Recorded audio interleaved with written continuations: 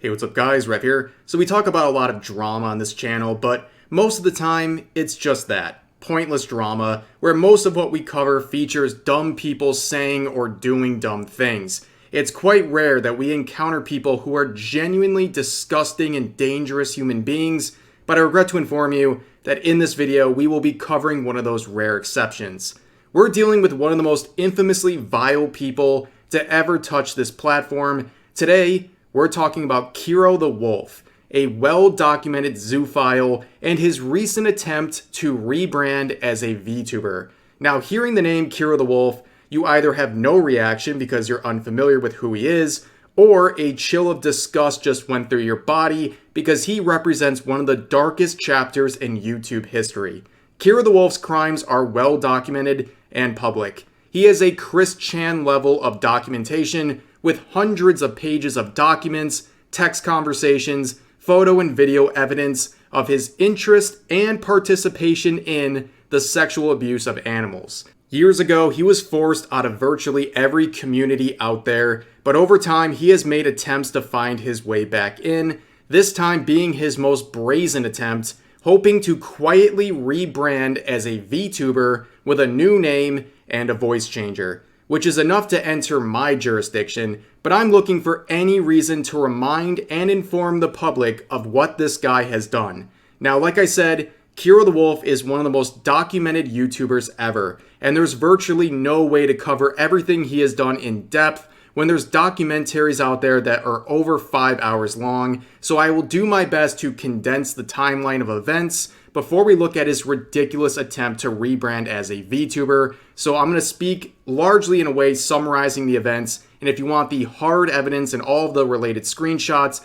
please visit the videos listed in the description or simply type his name and look for any sort of related threads on YouTube or other social media sites. So Kero the Wolf was a once respected member of the furry community, known for his popular YouTube channel where he largely shared advice about fursuits, conventions, and the community as a whole, but obviously that is not what he is remembered for these days. In September of 2018, there was a massive leak of Telegram chat logs exposing various members of a Zoosadism ring. Among those names was, of course, Kero the Wolf. Though there would be more evidence released over the coming weeks, the initial wave of leaks painted a very grim picture. Within the Telegram messages, there were conversations pertaining to, as well as pictures and videos containing themes including bestiality, zoosadism, pedophilia, and even necrophilia. Among those early leaks, there was, at the very least,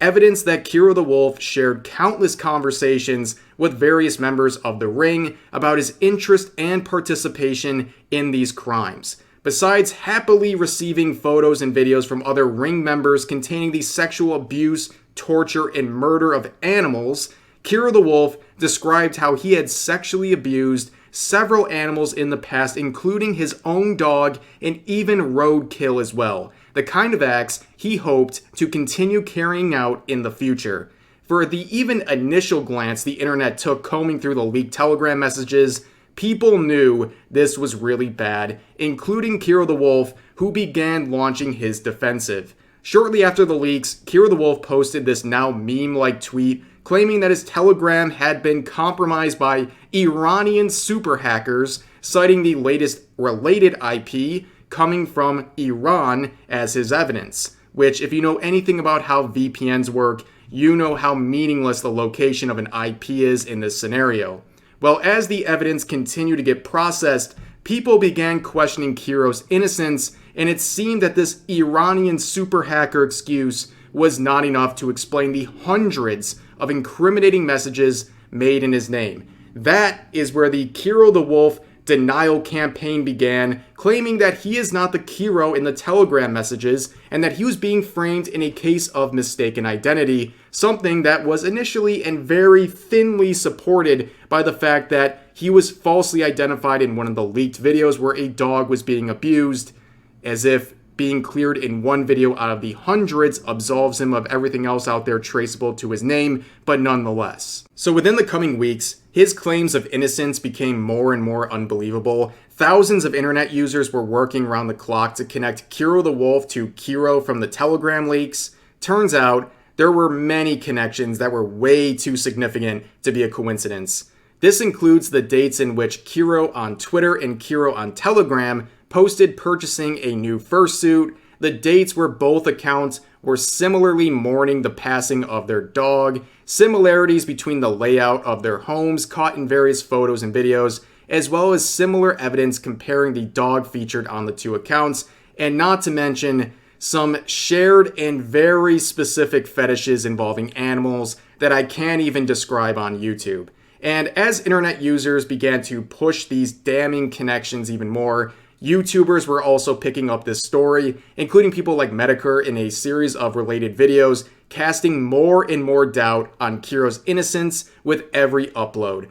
But it was a video uploaded by the YouTuber Korthrix on September 28th of 2018, about 2 weeks after the leaks, that really put the first nail in the coffin. In that video, Korthrix claimed, through private conversations with Kero the Wolf, he admitted that all of the messages were in fact his, and that he simply had an interest in, and I quote, feral art and some aspects of zoophilia, but denied any participation in real-world acts. These statements would be confirmed as the messages between Korthrix and Kero were later leaked by an unknown source, and after the video went live, Kero retweeted a link to it and confirmed that the information was accurate. But bizarrely enough, that same day, one of his biggest defenders, Ashley Zofox, released an interview with Kero where, in a complete contrast to his conversations with Korthrix, reiterated that his Telegram account was hacked and that only 5% of the chat logs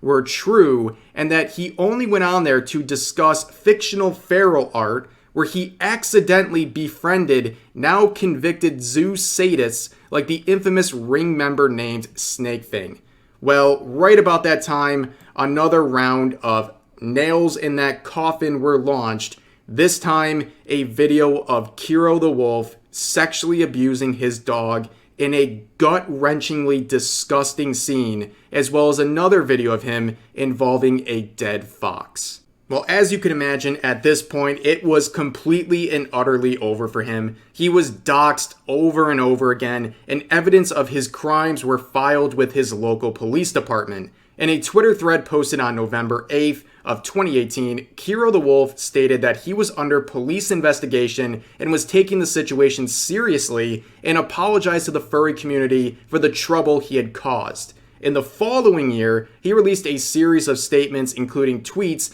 discussing how toxic the furry community was, and that he was leaving it and had even sold his fursuit, something that later turned out to be a lie because he used the alleged sale of that suit to act as a way for him to attend a convention later that year wearing the same suit in order to avoid harassment because people would assume it was no longer his, something that was confirmed by his real-life friend. And after nearly 2 more years of silence, Kero the Wolf would return to post a video on his YouTube channel titled My Side, where he proclaimed his innocence once again and proved it by the fact that he was not convicted of any crimes, despite evidence that he was clearly not working with police in his successful attempt to wait out the statute of limitations on his potential charges. So yes, he got away with it, in a legal sense. Now, I just mentioned some of his previous attempts to return to the community in one form or another, and this latest attempt is the most insane. About a week ago, this thread was posted on Twitter connecting Kero the Wolf to a new VTuber named Radiance. Now, in no way is this meant to diminish the importance of this thread, but when I first saw it, I assumed like this was some crack team who was able to find an anonymous account using a voice changer and somehow connect it back to Kero the Wolf. But in his truly shameless fashion, all Kero the Wolf did was simply rename his Twitter and YouTube accounts, not even bothering to rebrand on a new account, as if everyone would just forget all of the horrible things he did a few years ago. Even more ridiculous is this delusional attempt at a rebrand in his explanation for his name change to Radiance. So my new channel name will be Radiance because I want to show people that no matter how much hate, no matter how much lies or rumors there are, I'll still continue to shine. The more light that's emitted, the more that the shadows melt away. I guess after seeing his long documented history of denying reality, maybe this whole Radiance approach is not that surprising, but make no mistake, Kero the Wolf, Radiance, whatever you want to call him, he is an animal abuser, a zoophile, a terrible human being. And no matter what rebrand he wants to do, he needs to be held accountable and pushed away from any community out there. So there is nothing I can ask more in this situation than to share this video and share the evidence against him and get the word out so he is not in any way showing up into the Vtuber community or anything even close to it. Because honestly, Radiance is a good name for him because I want to shine a spotlight on him no matter where he goes on the internet to remind everyone of the kind of predator he is. So thank you for grinding through this video with me. I know it was a tough one and I appreciate your time, and you can find links to the videos giving a more in-depth analysis of everything he's done in the description down below. But that's going to do it for this video, you guys. I really appreciate the listen, and I'll see you next time.